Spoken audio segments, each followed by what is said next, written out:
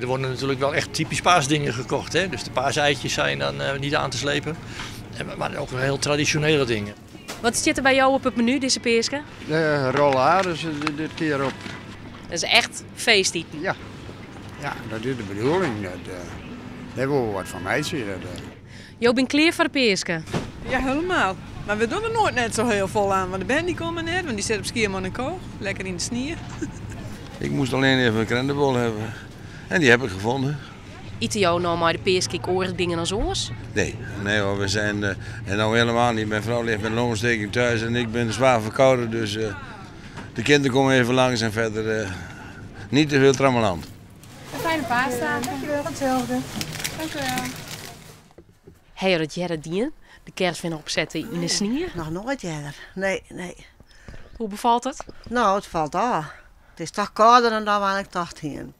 Ja, de verneemst het wel. De merkst ik wel dat de meesten gewoon af gauw hun caravan even brengen. En volgend weekend of het weekend weer omkomen.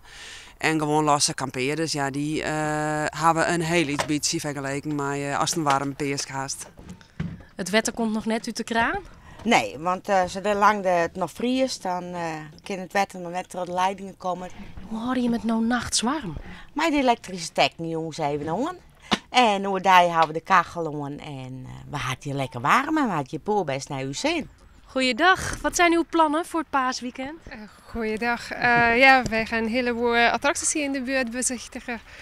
Gevangenismuseum, wat is dat? Openluchtmuseum, ja, alles en nog wat. Al ligt er een pak sneeuw, ja, dan ga je wat meer wandelen of je gaat naar binnen. Dat is verwarming in het huisje dus.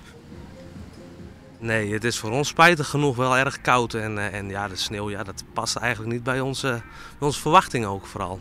Ja, je maakt het park echt van jezelf, Ja, ideaal. Leuk voor haar. Ja, lekker.